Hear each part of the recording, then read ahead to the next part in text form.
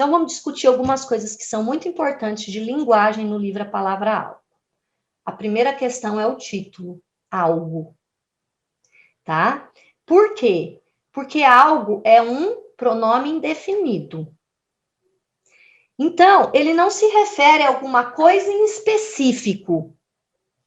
Então, a palavra algo, quando você usa a palavra algo, você não se refere a uma coisa em específico, fica solto.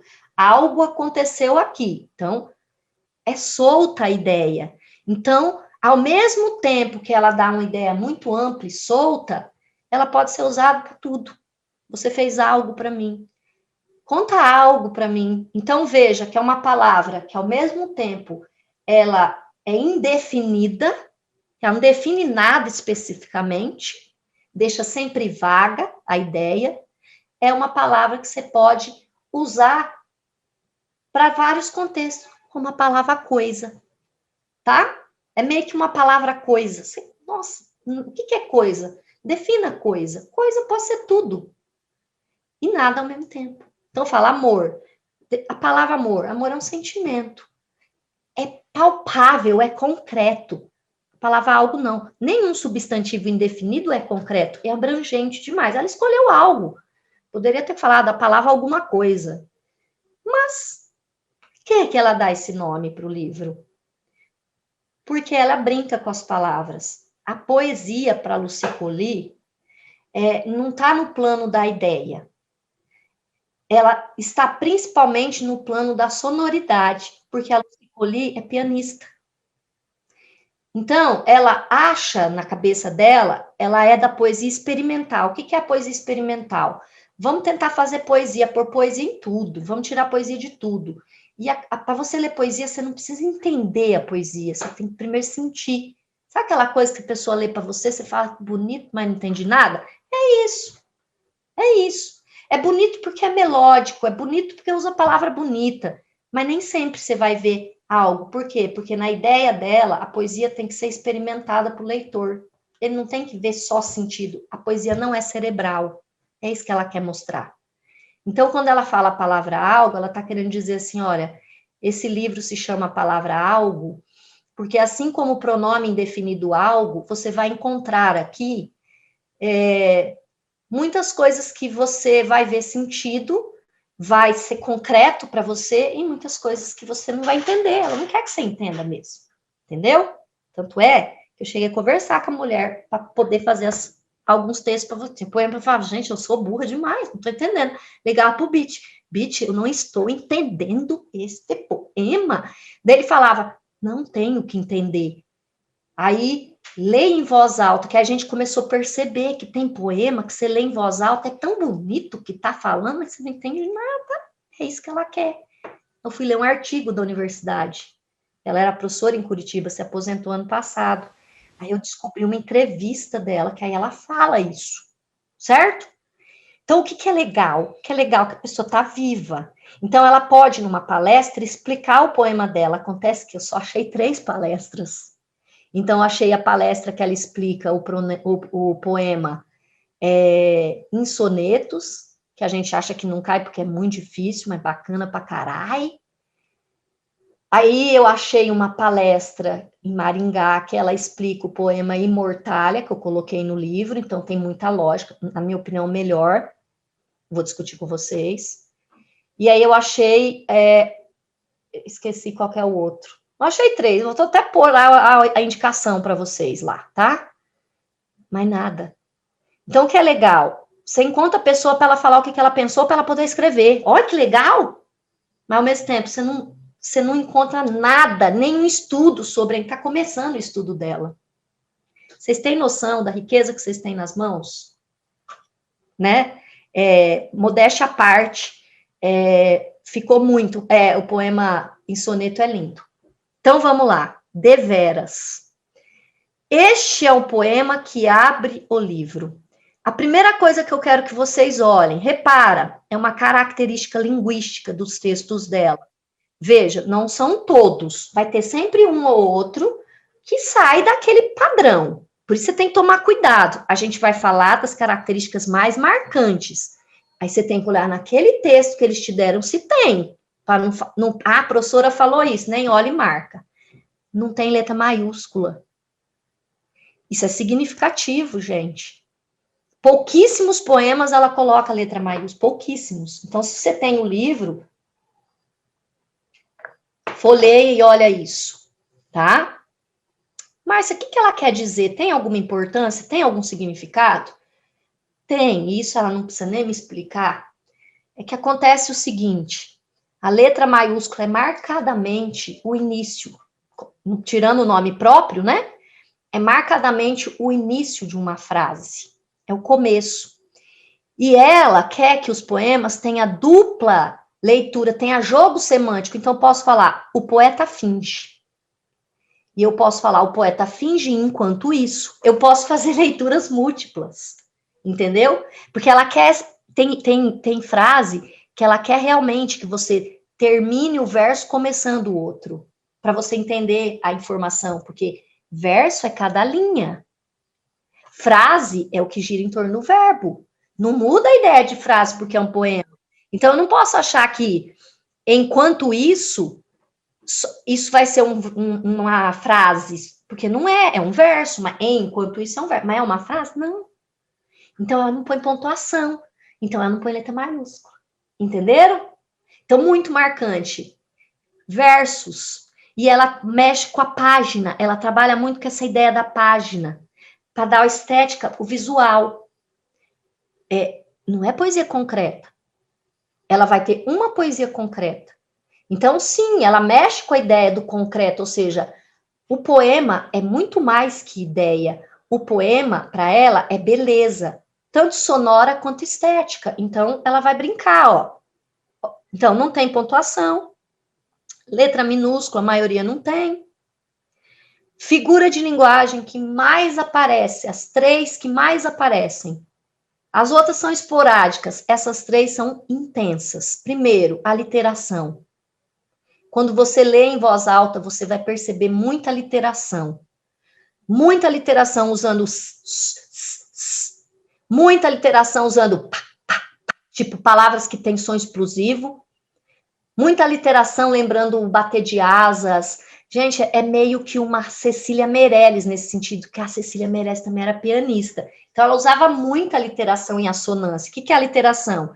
A repetição do som consonantal. Som, não é a mesma letra. Às vezes você tem a letra, mas eu posso falar cigana, que é com C, cigarra, que é com C, e assassino, que é com S, mas o C tá ali. A ideia do C tá ali. Então, ouça deveras. Olha como vai dar melodia. Então, a aliteração, que é a repetição do som consonantal, ela dá melodia. Tá? E a assonância é a repetição do som vocálico. Então, é muita vogal aberta. A, O, E. Você vai ver que ela tem muita repetição da vogal A, por exemplo, do E, em algumas, tá? Do I. Então, a assonância, ela trabalha a musicalidade. Tudo bem até aí? Tá? Ela trabalha com a função poética da linguagem? Sim, ela trabalha com a função poética da linguagem quando ela se preocupa com a forma, mas nem sempre, todos os poemas dela, você vai ter a função poética como predominante. Você tem que olhar naquele poema. Então, quando você pega, por exemplo, o poema Meus 8 Anos, ela tem função poética pacas, porque tá tudo com letra maiúscula, né? Caixa alta, 8 anos, você está aprendendo a escrever, você escreve em caixa alta ainda. Então, tem a ideia de pegar as palavrinhas finais, então ali você tem função poética. As funções aqui que predominam não são a poética, tá? Então, ela trabalha muito com a função poética, mas ela também trabalha bastante com a função emotiva, que fala do eu. Então, gente, ela não trabalha com a função só, depende do texto. Mas a literação e a assonância, pode ter certeza que vão estar ali. E a metáfora. Muita metáfora, certo? Aí, pensando ainda em figuras de linguagem, ela é muito irônica. Só que ela é de uma ironia que ela não quer que todo mundo entenda a poesia dela. Então, ela, às vezes, você nem alcança a ironia, mas tem muita ironia, tá? Então, vamos lá. Vamos ler o deveras, que aí eu vou dar outras características da poesia em linguagem. Deveras. O poeta finge E enquanto isso, cigarras estouram, pontes caem, azaleias claudicam, édipos ressonam, vacinas vencem, a bolsa quebra e o poeta finge. E enquanto isso, vagalhões explodem, o pão adoece, astros desviam-se, manadas inteiras se perdem, a noite range, o vento derruba ninhos e o poeta finge. E enquanto isso, vozes racham, veias entopem, galeões afundam, medeias abatem crias, turvam-se as corredeiras, o sapato aperta, e o poeta finge que as mãos cheias de súbitos não são as suas. Entendeu nada, mas foi bonito, não foi? Eu achei lindo. Você pode ler de outro jeito, tipo assim, eu peço para Gisele ler. Gisele nem sabe quem que é essa mulher. Ela vai ler com outra entonação. Por quê? Porque não tem pontuação. Então você entona do jeito que você quer. Agora vamos entender uma questão muito linda. Gente, eu não gostei muito dela, não. Mas tem uma coisa que é muito linda que ela faz. Com uma precisão gigante. Ela escreve para quem é culto. Então, os textos dela serão cheios de intertextualidade. Então, Márcia, intertextualidade, tipo, ela usar vozes de outros textos, que é a polifonia, ela mesma fala, eu sou uma poeta polifônica. O que é a polifonia? Ela pegar referências das leituras que ela tem, ou de leituras muito conhecidas no meio acadêmico, intelectual, e ela trabalha ali no meio do texto dela, certo? Então, esse é um exemplo de texto que ela usa a metalinguagem, a polifonia, tá? Então, sim, ela faz referência a Fernando Pessoa no Deveras. Márcia, então posso dizer que tem polifonia com Fernando Pessoa? Não só, mas também. Direta, tá? Deveras. O Fernando Pessoa tem um poema que ele fala, o poeta é tão fingidor que que finge sentir dor, a dor que deveras sente. Deveras. Vamos ver a função da palavra? Outra questão importante, ó, tô falando de linguagem, ela trabalha muito com formação de palavras, o sentido semântico das palavras. Deveras. Deveras é de verdade, vera, veracidade, vero, verdade. Então, o poeta, no Fernando Pessoa, finge que é dor, a dor que ele sente de verdade. Ele está sentindo de verdade, mas ele está fingindo. Significa que o poeta é falso? Não. Significa que ele tem que pôr emoção, a dor ali, e o fingimento ali não é do pejorativo que a gente conhece. Ah, isso é um fingido. Não é nesse sentido. É no sentido de saber trabalhar qualquer coisa e transformar em poesia. Certo? Então, essa referência, que aqui no começo o poeta finge, é a referência. O fingir não é no sentido ruim da palavra, tá? Com certeza pode ter essa alternativa, se cair esse poema. Ela tá falando que o poeta, por um lado negativo? Não. Ela tá dizendo que o poeta é um artista. Ele interpreta. Ele consegue transformar as coisas em beleza poética, certo? Quais outras referências que nós temos aqui? Nós temos cigarras estouram, porque isso é do conhecimento popular. Cigarra não estoura porra nenhuma, mas fala que ela, de tanto ela cantar, ela estoura. Não é, ela troca casquinha. As aleias claudicam, presta atenção no verbo claudicar, que não tem nada a ver com a Cláudia, tá? Claudicar significa desfalecer, cair, murchar. É uma palavra que dá sentido de tá fudido, entendeu? No português de hoje. Édipos ressonam, cara, complexo de Édipo, mitologia grega, Édipo e Jocasta. Quem que é o Édipo? É o filho. Ressonam, tá dormindo, chega a tá roncando, tá dormindo profundamente, totalmente dormindo, sumiu, certo? A bolsa quebra, o poeta finge, vagalhões explodem, astros desviam-se, começa a perceber o tempo todo, todas as ideias estão negativas. Está acontecendo um cotidiano com um monte de coisa ruim. Olha que depois ele fala, o sapato aperta, intertextualidade com o Raul Seixas ali do sapato 36. Tá? Medeias abatem crias. Mitologia de novo, quem que é a Medeia? A Medeia mata os próprios filhos para se vingar do marido, cara. Certo? Então, mitologia, abatem crias. Então, toda ideia aqui, você percebe que é de cotidiano caótico. E enquanto isso, o que o poeta está fazendo? Ele está fingindo. Ele é alheio? Não. Ele está pegando toda essa desgraça do mundo e ele está transformando em poesia. Você entendeu? Por isso que fala que as mãos cheias de súbitos, cheias de... como que eu poderia falar súbito? Deixa eu ver aqui. Porque eu estou sabendo, mas não sabendo dar um sinônimo. Só rapidinho, deixa eu procurar aqui para não falar porcaria. Imediatamente, cheio, súbito não tá aqui, não tá bonito aqui. É rápido, pronto. A ideia, as mãos cheias de coisas rápidas, as mãos cheias de coisas que estão pedindo para serem melhoradas, certo? Não são suas. São as mãos dele, mas ele está fingindo no sentido de não é comigo para eu poder fazer. Vocês entenderam? A toda essa intertextualidade? Então vai ser muito comum. Márcia, todos os poemas têm intertextualidade? Não.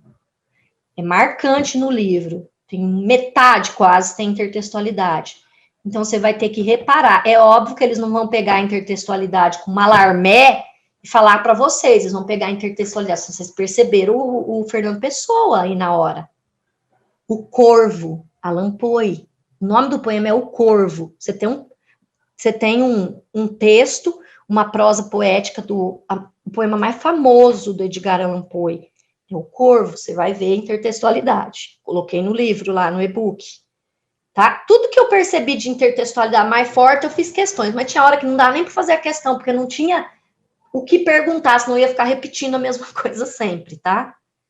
Beleza? O que mais que tem nesse poema aqui que a UEL adora e que vai ter em vários? Função metalinguística, é ela que é predominante. Por quê, Márcia? Porque você vai entender que o poeta está falando do próprio poeta. A poesia está falando da própria criação poética. Então, o que é a função metalinguística da linguagem? É quando você está usando um determinado texto para falar dele mesmo. Então, o cantor canta uma música falando de música. O escultor esculpe uma escultura esculpindo. O pintor pinta o pintor pintando. Todas as vezes, vai ter várias coisas com metalinguística nas obras da UEL. Toda vez que o texto estiver falando do próprio texto, da palavra, do vocabulário, da poesia, o texto está usando a língua para falar de alguma construção da própria língua. É metalinguística. Em poesia o poema falar de poesia. É o poema falar do poeta. É o poema falar do ato da criação do poema. Você tem metalinguagem. É predominante. Metalinguagem. Tem bastante? Márcia tem. Porque ela fala muito da criação da poesia. Como que ela cria a poesia. Então, vai ter bastante metalinguagem. Tá? Essa é a mais marcante que a gente considerou de metalinguagem. Por isso que a gente aposta nessa poesia aí. Professora, diga. No final dessa poesia, a parte que as mãos cheias de súbitos não são as suas, é uma crítica ou não? Não. Lá no Fernando Pessoa não fala assim? O poeta é tão fingidor que sente ser dor a dor que devera sente. Então, ele diz assim, o poeta finge tanto, interpreta tanto, que às vezes ele até interpreta que ele está sentindo dor de uma dor que realmente ele está sentindo. Gente, poesia pira, vocês sabem. Então, é a retomada aí, ó. O poeta finge que as mãos cheias de súbitos não são as suas. Tipo, ele que escreveu, ele que fez o texto, e ele finge que não é ele, para ele poder sentir. Então, não é uma... entendi. Não existe crítica ao poeta nesse poema. Existe elogio. Tá bom? Entendi, obrigada. E a criação poética? Então, no meio do caos, você encontra um cara que sabe falar bonito. Pensa, o cara pega uma tragédia e escreve bonito, você acha lindo. Matou, morreu todo mundo. A Medea matou o filho, matou os irmãos, picou o irmão, jogou no mar pro pai dela demorar para encontrar os pedaços, porque ela sabia que o pai ia enterrar o irmão, então ele ia demorar para chegar até ela, que estava casando com o inimigo. Olha, o cara foge com ela, tem 2 filhos com ela e fala, agora eu vou casar com a outra, porque a outra dá para ter mais poder, então eu vou casar com ela. Mas você fica tranquilo que eu vou vir, de vez em quando eu vou aí dar umas cutucão em você, tá? Vou continuo sendo seu amante. É claro que não com essas palavras, né? Tá bom, você quer isso? Beleza. Então ela fez toda uma maldade. Ela mata os próprios filhos para ver o marido sofrer. E tem todo um monte de coisa. É lindo. O jeito que tá escrito é lindo. Você fala, ai, que lindo, gente, que lindo. Ela matou os filhos. Olha, o poeta é fingidor por causa disso. Você consegue ver beleza nas coisas, gente. Entendeu? Agora vai olhar para a gramática desse texto. Ó, observa. Eu vou marcar os verbos, tá? O poeta finge, enquanto isso cigarras estouram, pontes caem, azalés claudicam, édipos ressonam, vacinas vencem, a bolsa quebra, poeta finge, enquanto isso vagalhões explodem, o pão adoece, os astros desviam-se, ó um Czinho aqui, manadas inteiras se perdem, a noite range, o vento derruba ninhos, o poeta finge. Você percebe? Tá o mundo acabando e o poeta tá lá escrevendo poema, buscando inspiração. O cara é foda. Vozes racham, olha, desentopem. Então, a carga semântica negativa nos verbos, olha. Galeões afundam, navios afundam, abatem crias, turvam-se as corredeiras, elas turvam elas mesmas, né? Na verdade, são turvadas. Ela não turva ela mesma, alguém turva ela. Então, a voz passiva sintética. Olha lá, aperta, finge. Você reparou? Você reparou o que nos verbos? Estão no presente. Ah, é porque ela achou bonito? Não, não é porque ela achou bonito. Porque ela quer mostrar que isso é uma constante. Toda vez você usa o presente da ideia de agora. O agora da ideia de estar sempre renovando, de sempre ser aquilo, de sempre ser uma novidade. O presente marca atualidade, certo? A maioria dos verbos intransitivos, a maioria, não são todos, porque essa pergunta pode ter, todos os verbos são intransitivos. Você olha um por um. Observa que quando você fala abatem crias, abatem algo, né? Ou alguém, derruba ninho, derruba algo ou alguém. Manadas inteiras se perdem. Quem perde, perde algo ou alguém, alguma coisa. Então, veja, você tem muitos verbos intransitivos, mas a maioria, você não pode falar que são todos, tá? A predominância é.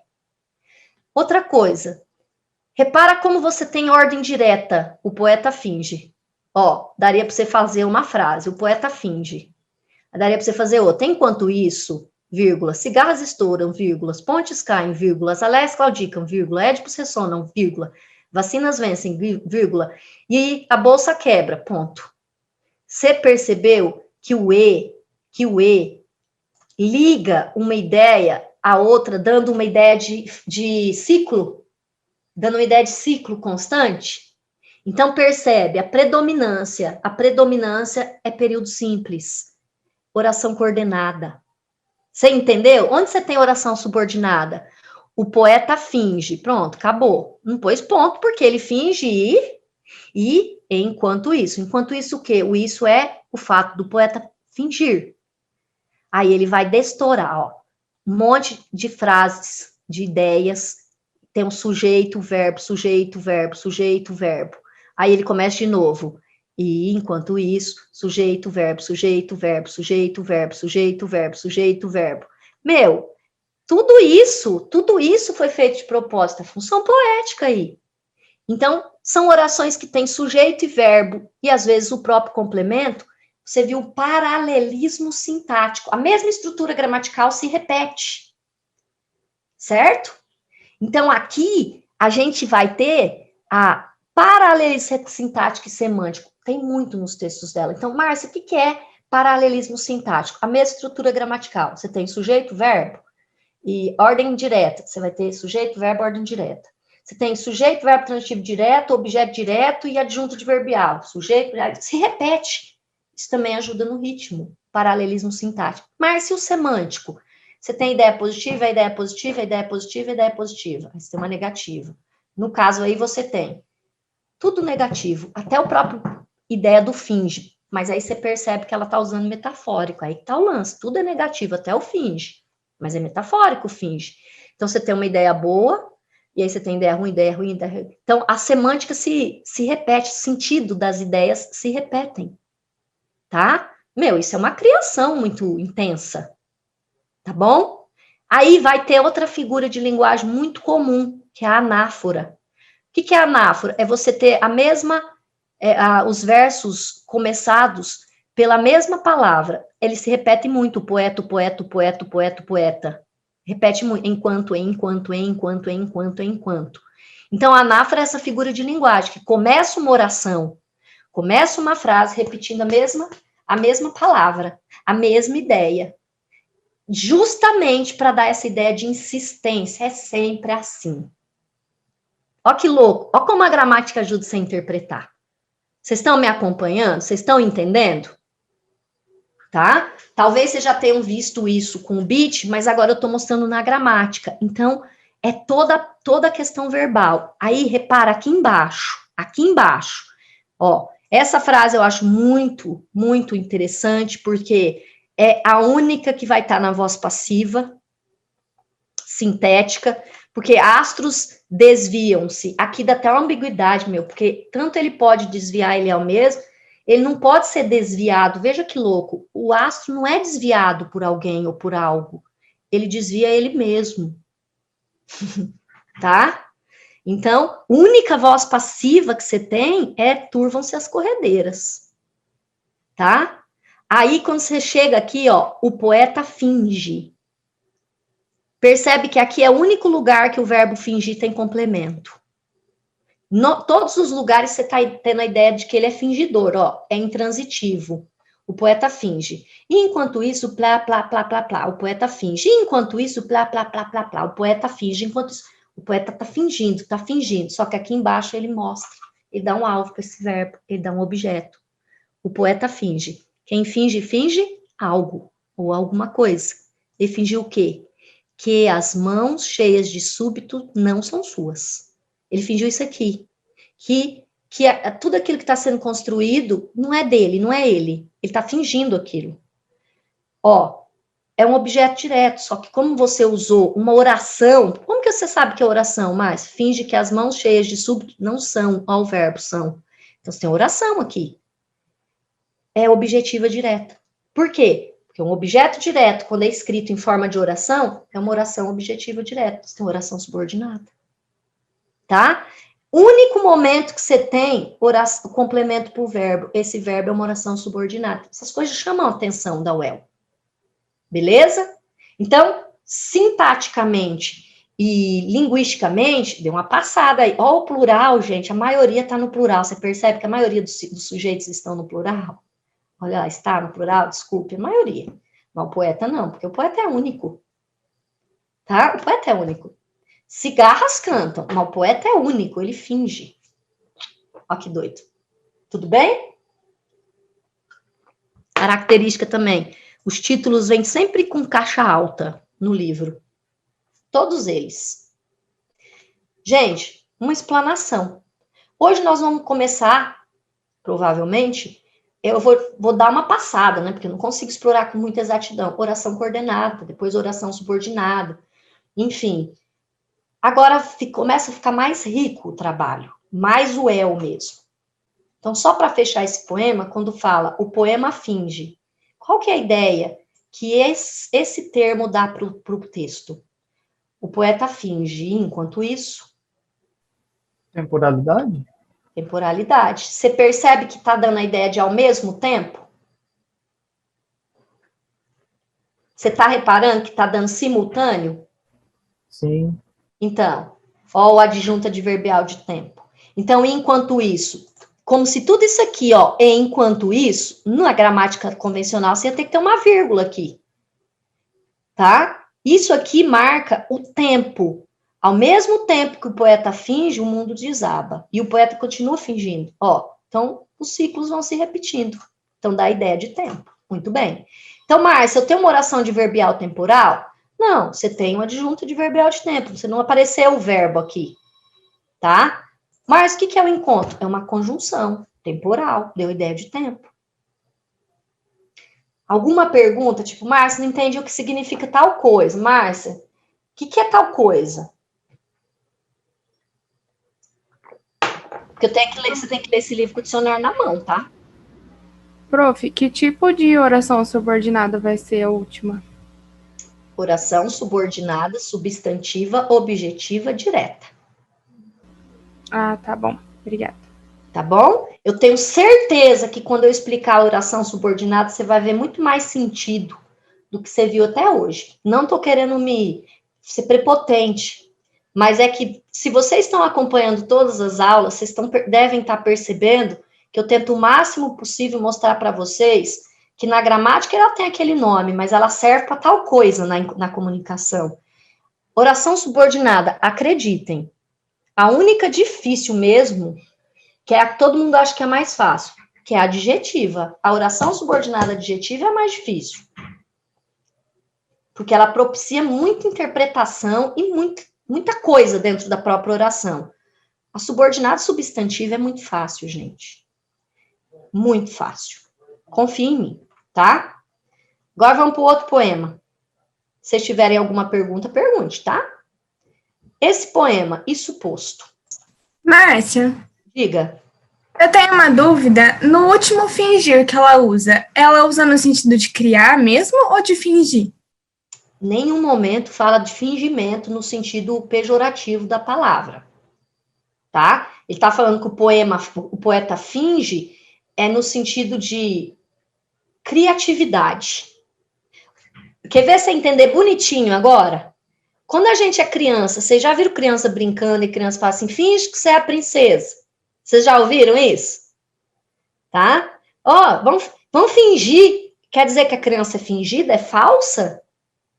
Não. Você percebe que mexeu com o imaginário, com a criação, com o ato da criação? É isso aí que é o finge aí. O finge aí não é pejorativo, não entenda em momento nenhum. É no sentido de inventar, é no sentido de criar, do ato criativo, de invenção, de transformação da realidade. Quando eu falo, finge que você é a princesa, estou transformando a realidade. Você não é princesa.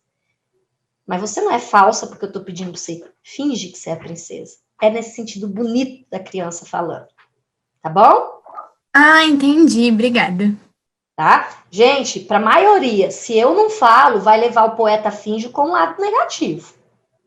Por que eu sei que não é do lado negativo? Porque eu sei que ela está retomando o poema do Fernando Pessoa. E aí eu sei o poema do Fernando Pessoa, que 787 pessoas estudaram esse poema e interpretaram o texto. Então, você encontra base para estudar o poema do Fernando Pessoa. Como ela faz a intertextualidade com ele, eu vou entender, tá?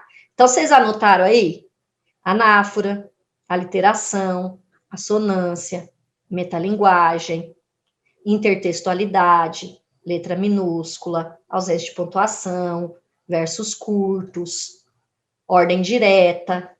É o que predomina. Não significa que é tudo, mas é o que predomina. Ordem direta, paralelismo sintático, paralelismo semântico. Olha quanta coisa numa aula de poema, cara.